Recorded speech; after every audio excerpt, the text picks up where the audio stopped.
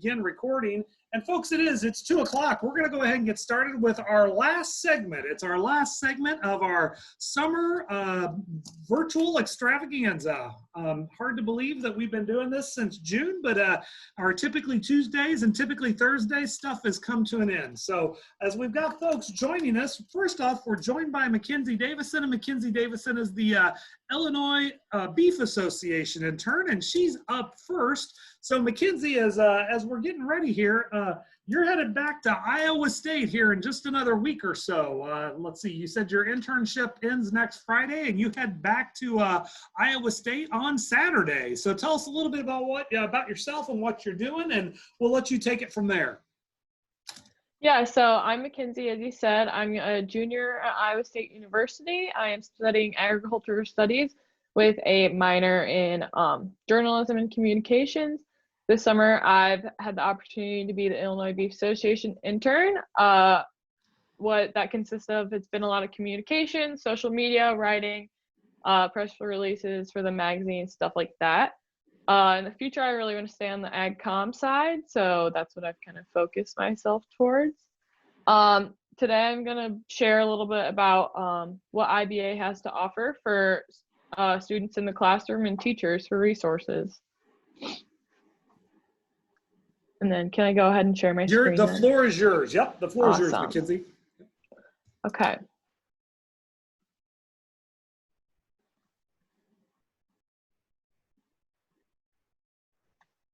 Okay, so I'm going to go to my slides here.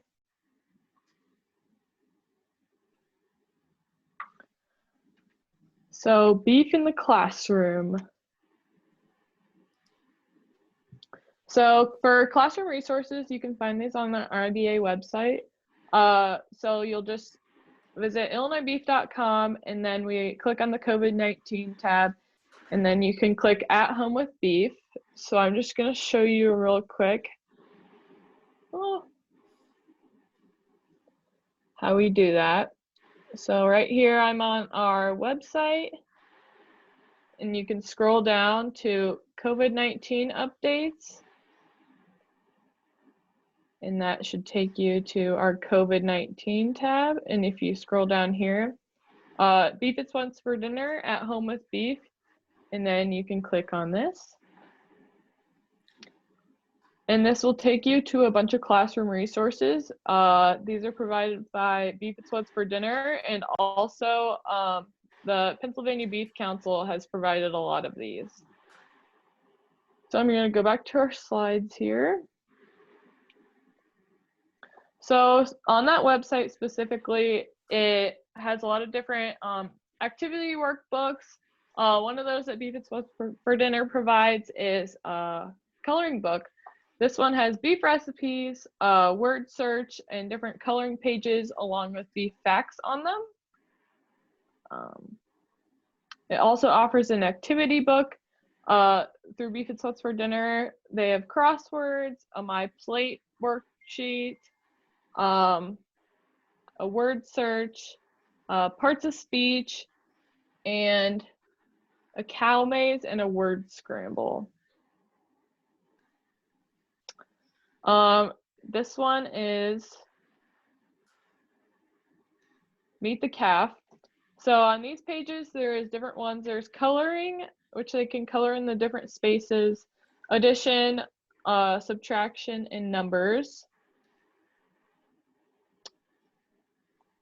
They also provide the role of beef farmers, which is opinion writing and factor opinion, true false kind of type of thing. So there's different worksheets for different ages of kids, and obviously like for younger they have the coloring sheets, but they also offer kids for the older elementary school ages. Some more worksheets that they offer is the role of beef farmers. This talks about beef products and beef byproducts, where they come from, what you use them in, different stuff like that. And then it's like kind of writing based. This one is just a worksheet with all the byproducts and the list of them. And then this other one right over here provides a worksheet where they can cut it out, and paste it in the spot where if it's from beef cattle or from other animals. Also, you can find on the Beef It's What's for Dinner website, we also have an infographic library. There's a ton of infographics that you can print out, use in your classroom. They're really informational. We have a ton of them here, so you can contact us if you need any of that. Another cool thing that Beef It's What's for Dinner provides is beef food service recipes. So different recipes for like the cafeteria. The ones they provide here are beef sausage breakfast burrito, beef sausage lasagna, Thai beef meal, and rock and roll beef wraps. It also gives you a few nutrition facts on this page. Another thing that's really cool for teachers and any consumers in general is the Masters of Beef Advocacy course. I actually completed this course this summer as part of my internship. It teaches you how to promote the beef industry in the correct way. It teaches you from start to beginning in the feedlot, in the pasture, how to cook beef, all of the above. Just a good education source. You can apply to take it. It's completely free, but it's awesome for teachers to get to know a little bit more about beef.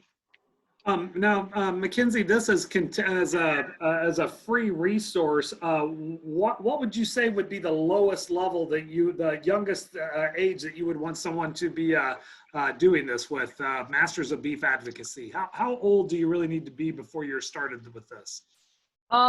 So I would recommend it to at least ages 15 and up. Personally, so while you're going through, it will show you videos, and then at the end you'll take a quiz. It's a 10-question quiz. I think it would be a little harder for younger kids to understand, but over the age of 15, I think you can fly through it pretty easily. But it's very informative, very easy to understand, and just like a good source of information. And one of the things that we've seen a lot lately is the number of county fairs. All the county fairs have been canceled. There are still some shows going on for beef, for youth to show their animals. And a number of friends and acquaintances that I have via social media, you really see that passion from those youth coming through. So and we have had a couple of students. We had Natalie Pratt and we had Charlie Rogie come on, both a little younger than that, but obviously their passion would show through for something like that. Just wanted to double check on that, especially as we look at some. What do you do for those students that are going to be learning remotely, at least part of the time? This would be another opportunity for some of those older students to learn a little bit more about their industry. I'm sorry, interrupted you. Just wanted to get that in there. So. No, you're good. Yeah, that's it for my slides. But if you have any questions, you can contact Illinois Beef Association. I'm sure we'd be happy to get the information for you to teachers and any other resources. Right. So now, Mackenzie, what would you say the number one thing you've learned this year has been during your term working at the Beef Association? I think from a technical standpoint and skills wise, I've learned and utilized a lot of the Adobe software. So I actually that was one thing I really wanted to focus with my career goals is getting all of that under my belt so I can apply for my next internship, and so I can have experience in that. I actually just accepted an internship for this next school year today, which is really exciting. But from a personal standpoint, the skills I've learned this summer is being flexible, definitely, problem solving, and communication, and just basic administrative skills, I think, is the most I've taken away. Right, and your background with showing cattle and your family, how have they adapted to what's going on this summer? What changes have you seen on the farm? Yeah, so we don't show anymore, so that hasn't affected us a ton. But we've had to hold a lot of our feeders because we don't have a spot to go take them. So we've had to hold a lot of them.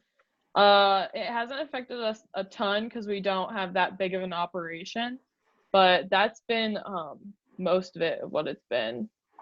Yeah, and I suspect that if you were home most of the time, you probably might have, Charlie, our 10-year-old on Tuesday, he talked about learning a unique vocabulary from his family in the machine shed as things were kind of cracking down here. So yeah, it's been a struggle. And Zach talked about during his presentation the loss, and if you can't get your feeders in, that supply chain, it is still broken. We're trying to recover from it. What have you noticed with Illinois beef about that supply chain and how the Beef Association is working to do outreach to their farmers? So right now they've been working a lot on the policy side of things. I'm not really sure if they passed anything so far, but the issue right now has been the packing plans, and with social distancing, we haven't been able to allow as many animals in the packing plants because the amount of workers can't handle that. So on the policy side, I think we've been dealing with that, thinking of different ways we can find a solution to that. I'm not sure right now if we've come to a conclusion, but it's still in the works. Right, and those the beef packing plants, those facilities, again, one of the things that I think a teacher should really take away from this is, yeah, the farmer is in charge of this animal on the farm, and then the careers that are involved, the transportation to the processing facility, the people involved in the processing facility, again, the transportation to the storage facility, the marketing that goes behind it. There are a number of different careers and a number of steps along the way. We are a corn exporting state. We're not a beef exporting state, so we do help put some beef into the supply chain for everyone else. But again, we're also drawing on beef from across the nation. So the idea of crossing the river, as you head back to Iowa State and you cross the river there, sometimes the rules change. Mackenzie shared she's going back to Iowa State and all of her classes are in person, versus Zach, who's going to Illinois State and all of his classes are remote learning. So there are different rules everywhere. Again, safety is paramount, specifically within those processing plants. That's always been the case. COVID didn't change that, but some of the social distancing has made it a little more arduous. It's been a tougher task for that. So how about other things that you've learned along the way within working with beef, Mackenzie? So we're actually planning ILLI. That's going to be this next week. Is our Illinois Livestock Leadership camp, and it's just like planning events and having to maneuver around the effects of COVID and stuff like that. Yeah, I don't know. I think just like the office scenery has been very different. I've never worked in an office before. Last year, I was an agronomy sales intern, so I was always outside, always working in the fields. So just like adapting to office life has been very different, and learning just like basic life skills, I think. Well, and again, the Illinois Beef Association, representing those beef farmers from across the state. You are a checkoff organization, but you're kind of lean and mean. Beef is lean and mean as well. Within your office, how many staff members do you have there? So there is 4 of us in here, 5 including me. There is Jill, which she's the executive vice president. We have a communications girl, a membership, and then our finance girl. So, and you notice that you mentioned that they're all females as well. So definitely career opportunities in agriculture for everyone. So, yeah. So, Well, with that, if there aren't any questions, I don't see any in the chat box. Anybody has any questions, put them in the chat box. But if I don't see any, we can come back. I think Mackenzie can stick on the line and join us for it. But we'll get ready to transition to the other cows. We'll go to Haley. We'll go to Haley, and Haley Jackson joins us again. Haley, it seems like a long time since we've seen you. You were our very first. Field trip way back in June. So here it is, the end of July. Haley, why don't you fill us in a little bit about what's been going on in your world as a member of the Midwest Dairy Association, as a Midwest Dairy Association intern. Hi everyone. Like I said, my name is Haley Jackson, and I am the Illinois intern for Midwest Dairy. The summer I've been doing a little bit more computer work, so doing promotion and action stories, filling in our producers about what we do as an organization, doing some customer updating in our program, and just more things like that. Tomorrow I'm actually getting to go on a farm, so that's exciting. It'll be And Haley, remind folks where you're going to school. I'm also going to Iowa State. I will be a senior in the dairy science program. And future for you, what are you thinking? As of right now, I'm not really sure exactly what I wanted to do. It's changed a little bit, especially since being with Midwest Dairy. So changed a little bit being with Midwest Dairy and probably with COVID too. So interesting time for you to be going back and finishing out your senior year. But Haley is our unique one. She is in Illinois, from Indiana, and goes to Iowa State. So the eyes have it for Haley. She's got she knows I-80 pretty well, I have a feeling. So yeah. So Haley, I'll go ahead and turn it over to you and let you share your slides with us.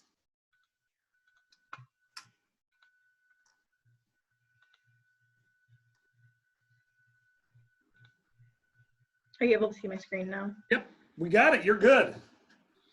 So at Midwest Dairy, we have a wide variety of educational resources. I'm just going to talk about a few of them today. So on the Midwest Dairy website, it's just midwestdairy.com. At the top, we have the resource tab, and then it'll take you to educational resources, and you can click through those. They have different things like Dairy Bingo and Dairy Trivia, as well as a Fuel Up to Fight Hunger kit. Yeah, they have a wide variety of virtual lesson plans on this website.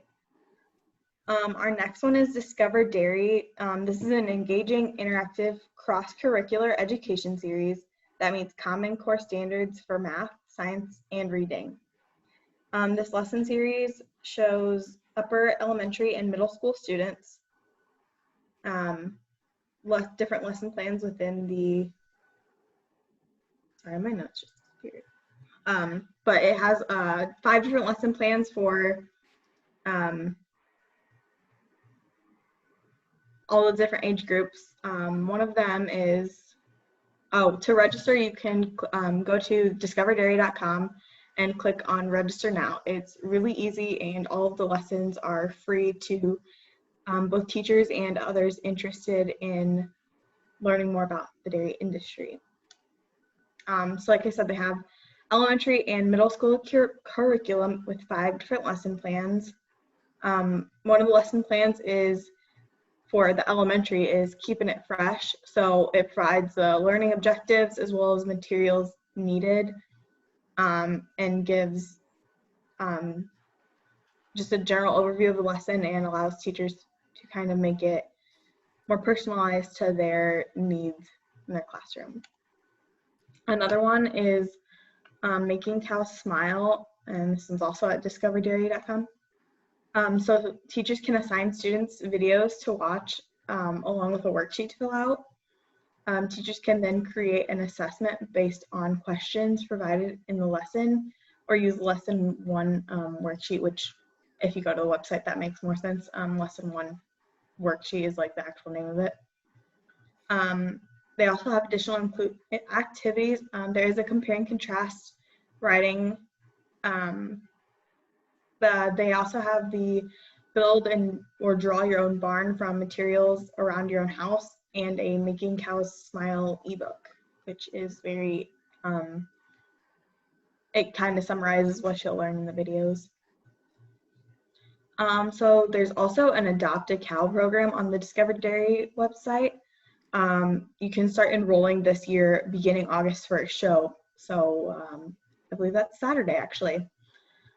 Discover Dairy has an Adopt a Cow program, and it goes all year long. So in November, you'll get stories about the cow, where she lives, what she eats, how the farmer takes care of her. You'll get posters, bookmarks, activity sheets, all about the cow. And at the end of the program, you'll have the ability to do a live chat with both the farmer and the adopted calf. And Haley, I'm sure this program is still going on. Easy enough to incorporate into virtual learning, correct? Yeah, they did a live calf chat last year with a farm that I'm going to talk about in a little bit.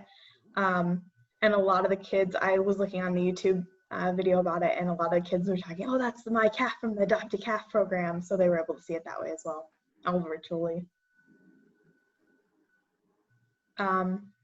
Yeah, so to enroll in the Adopt a Cow program, just at the top of the Discover Dairy website, there's the Adopt a Cow tab, and you just click on that, and enrollment does start August 1st, so keep that in mind. So this is the virtual farm tour I was talking about, where they did the live calf chats. It's Miller Moore Farms, and they're located in Orangeville, Illinois. I believe that's Northern Illinois, not knowing the state that well. It is, yep. So to do that, you'll scroll, or you visit Discover Dairy, scroll to Classroom Enrichment on there, and then there's this General Tours tab. You'll select Visit Miller Moore Farms, and then below, there is a link to a worksheet for grades 3 through 6. But the video is great for any age. The next one is the National Dairy Council of Nutrition and Education. They just have really great models on portion sizes and kind of what kids should be eating and how they should be eating it. So there's that one. There's also usdairy.com. They provide great information on dairy nutrition, the sustainability story that we want consumers and all of you teachers to learn more about, and share how dairy is making great strides in that sustainability. They also have great recipes, including my favorite, which is snacks. And some of them are geared towards kids, but these recipes are good for any occasion. If you have a party and you need something real quick, this is a great resource. Field to Play 60 is another great resource, and they're teaching healthy habits to students. So far they've reached 73,000 schools and 38 million students through this program. It's partnership with the NFL and has on their, it's all based on the USDA standards. On the USDA, not the USDA website, on the Field to Play 60 website, excuse me, there's a link to choosemyplate.gov, or you can use this link, and it'll take you to these activity sheets, and it'll also give you kid-friendly portion sizes. Yeah, so this is that website. Are you able to see this website? Yep. Okay, perfect. Takes you to this, and then activity sheets. They also have a lot more. They have videos and songs, which might be great for younger kids. They have a wide variety for everyone, but here's one of the worksheets. It's not just towards dairy, it's food in general. So whole grain, all the food groups are on there pretty much. And then here's another one. It's snack tips for kids. My favorite is probably the yogurt sundae with like fresh fruit on it. I'm going back to this. Okay. Next we have this homemade butter video, and it's on the Illinois Farm Families website, or watchusgrow.org.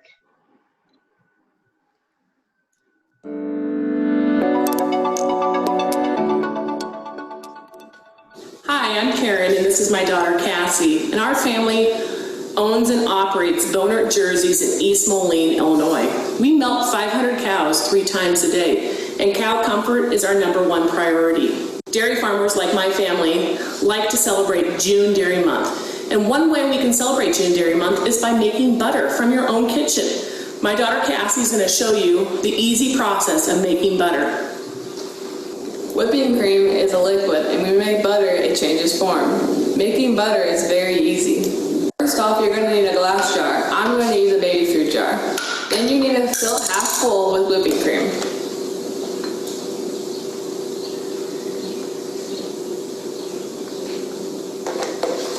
Don't forget to put the lid on tight.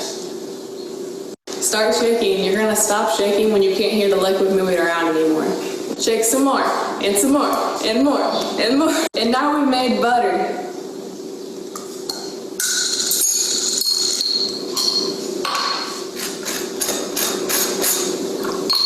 There are many ways you can celebrate June Dairy Month and thank America's dairy farmers. Now that you see how easy it is to make butter from your kitchen, I challenge you to make butter from your kitchen. Delicious. Oh yeah, that's perfect.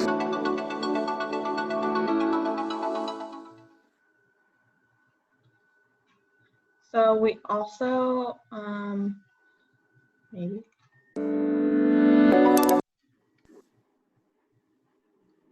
Oh. Oh.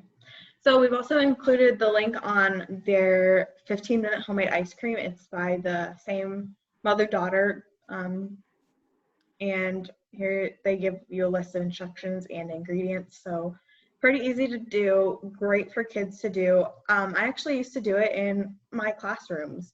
My teachers would have us do this as like a treat, but it's also very easy to do at home.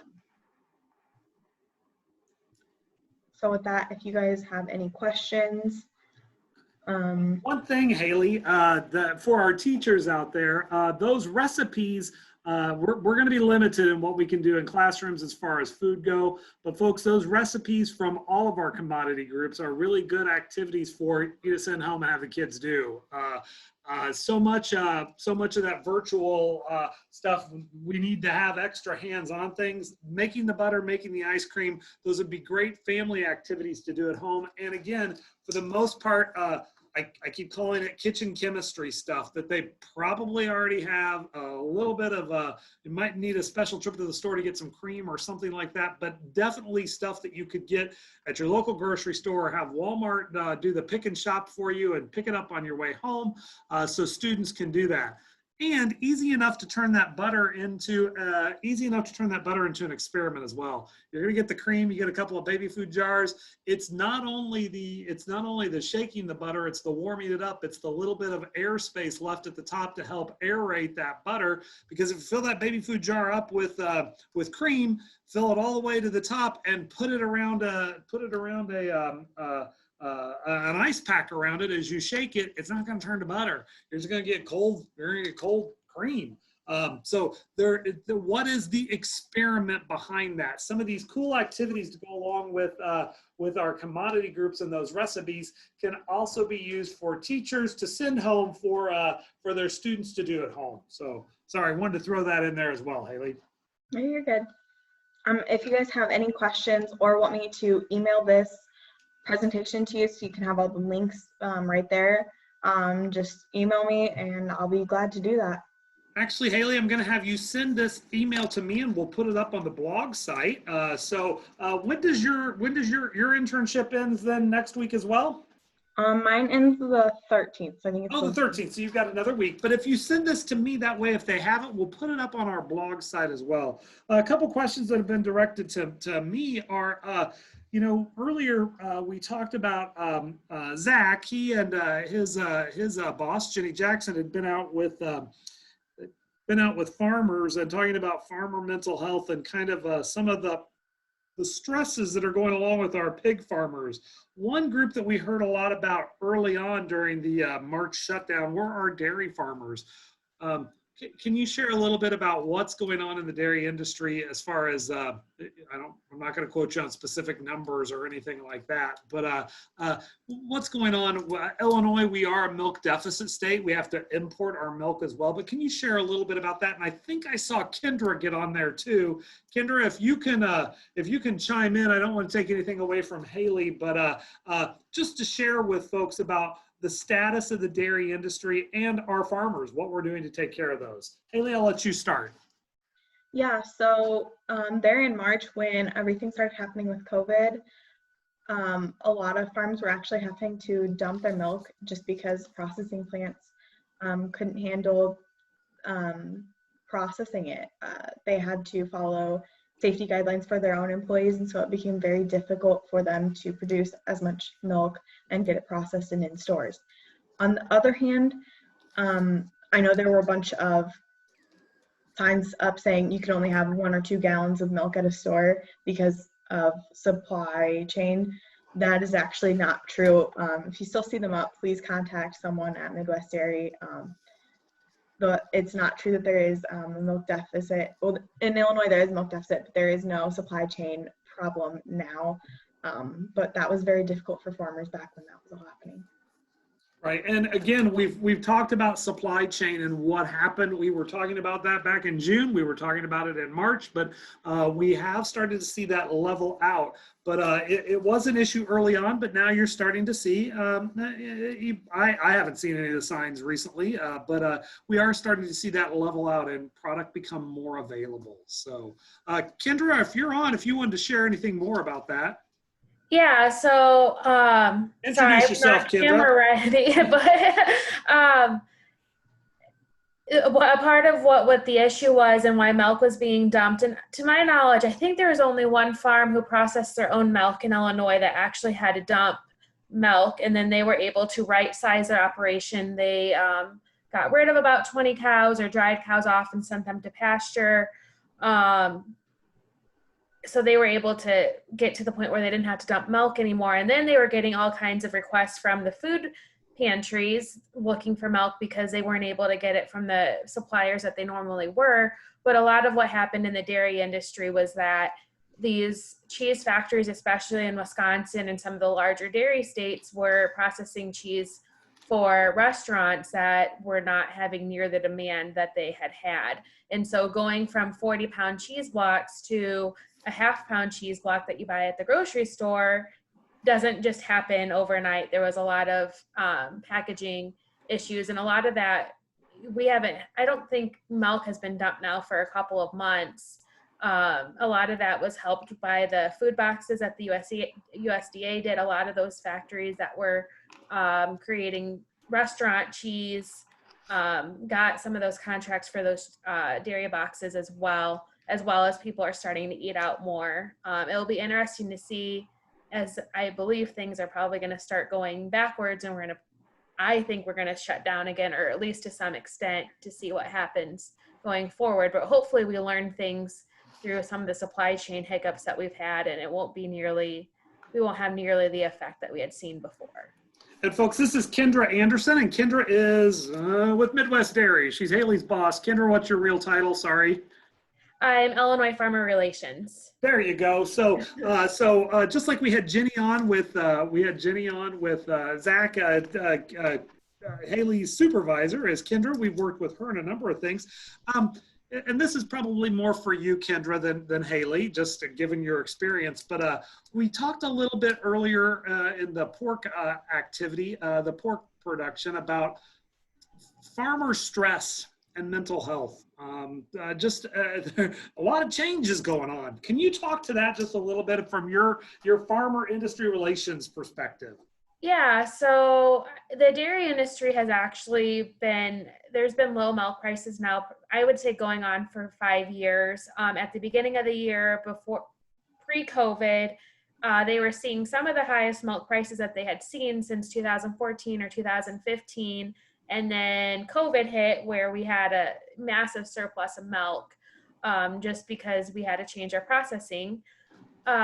So it's been a lot of highs and lows for our farmers, but it seems like prices are starting to come back up, and as prices come back up and they're able to better pay their bills and meet all their obligations, their morale comes up. But I think we're going to have a rough year ahead still, and I think just make sure that you're buying all of our Illinois grown commodities at the grocery stores and making sure that we're supporting our farmers. And if you see one out, just ask them how they are. Just show that you care. Yeah, thank you. Appreciate that. That's good advice for all of these things. And Haley, not to diminish what your role is, but Kendra's done this for a couple more months than you have. But so appreciate that. Other questions, and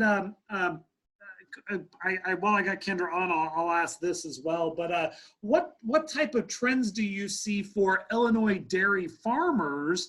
What are some things that they're trying to do to adjust to this new normal?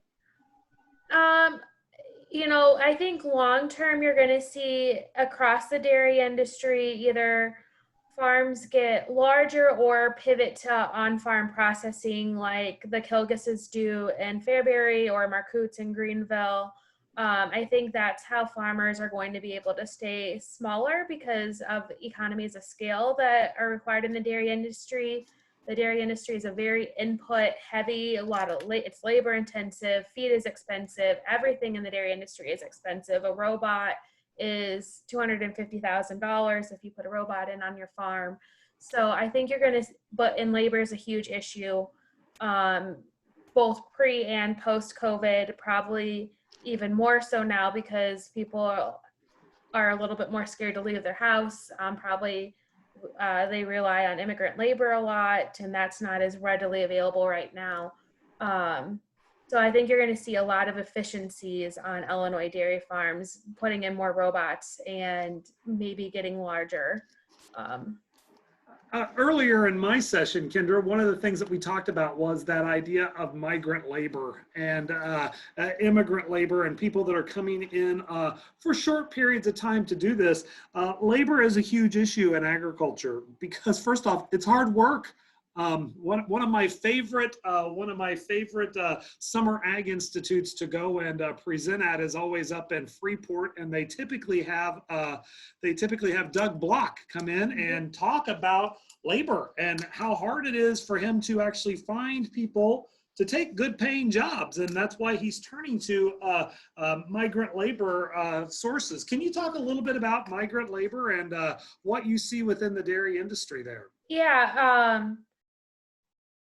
So Doug is actually on our board, so I know Doug very well and I'm familiar with his farm because I grew up right around there. But it's a huge, finding people who are willing to work 12-hour days on a dairy farm, and milking shifts start at 4 or 5 in the morning or in the evening because you milk cows 12 hours apart is a huge challenge. So a lot of times they do turn to immigrant labor or Hispanic labor just because they are willing to do the work. And a lot of times once one or two of them move to the United States or move to a farm, they'll start bringing friends and family, and they're able to secure their workforce that way. I know a lot of dairy farms that wouldn't be in business anymore because if they didn't have an immigrant or Hispanic workforce. And or they put in robots. and equally as expensive, right? Yeah. So, and that idea of robotics and technology, and Kendra, we saw in Haley's video earlier talking about technology, but can you talk, either one of you or both of you, talk a little bit about technology on the dairy farm and what you see there? Yeah. Actually, if you are, any of you are followers of the Illinois Farm Families website, we're going live from a robotic farm tomorrow at noon. So if you want to see a cow get milked by a robot, that is an awesome opportunity to see that live. It's going to be on Facebook at noon and Instagram at 12:30. Sorry, I had to put in a little plug, but yeah, so farmers are utilizing robots on their farm. The farm that we're going to tomorrow, they have a robotic feed pusher. So instead of somebody manually having to drive the skid loader through the feed alley. They have a feed pusher that pushes the feed up to the cows so that they get fresh feed several times a day. They have automatic alley scrapers off of the free stalls. It's hard to explain this stuff without pictures, but that keeps the alleys clean so that the cows stay clean, and it eliminates the farmer having to take a skid loader through there as well. So dairy farmers are really utilizing technologies like that on their farms to help with the labor issue that they've been faced with. But like I said before, all these technologies come at a high price tag. There's also even automatic calf feeders. So the dairy farms are super cool if you ever have a chance to take your classroom out on one, because the technology is, I mean, it's a great science lesson. And not only that, this upcoming video, tomorrow's series will be available, and it will be on the Illinois Farm Family site. We're going to be promoting it on our Facebook site, encouraging you to go there and look and take and ask questions about what goes on in technology there. So, don't see any other questions in the chat box. Mackenzie, I want to throw it back to beef real quick and ask you about the differences you see as you get into Iowa State and you head toward Ames, and we're starting to get toward the west there, the differences between cattle operations in northwestern Illinois and across Illinois, and as you get further west. Can you talk a little bit about the differences in how we raise cattle here versus how cattle are raised further west that you go? A lot of what you see here is less pasture ground, a lot more feeders is what I'd say. When you get further west into Iowa, they have a lot more pasture, a lot more hills, it's a lot more rocky. So they're able to utilize that land that they can't farm and put cows on it and run them on there for pasture land. And again, that's why we see Chris, and during his session earlier today, he showed the little pinpoints of where you see different commodities growing. You see a lot of dairies up in the northwestern part of the state where we have more rocks, more hills, more valleys, that kind of thing. The same thing with our beef cattle. Farmers that take advantage of those crevices and terrains, even in the flatlands here, we do have some hiccups and burps as they go along the way, that farmers can use that land to their most advantageous ways. So, yeah. So with that, folks, really appreciate the time for Mackenzie and for Haley. They're headed back to college. It's been an interesting summer for both of you. I know that you are looking forward to get back at campus, and we wish you the best of luck. Kendra, thank you for joining us as well and providing some of that insight. Haley and Mackenzie are going to share their PowerPoints with me, and later on today we'll have those posted onto our blog site, beyondthebarndoor.wordpress.com.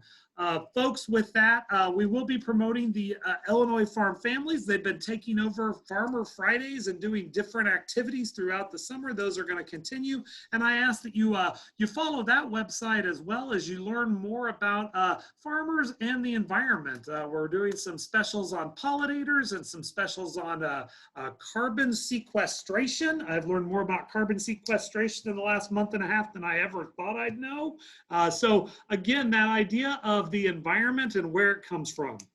With that, this is the end. We hit the end of Summer Ag Institutes, and Mackenzie and Haley, you're the end. Ag in the Classroom, we have a tradition when we finish, we go get Dairy Queen. So after I finish here, I'm gonna go get Dairy Queen. I'd encourage you guys to do the same thing.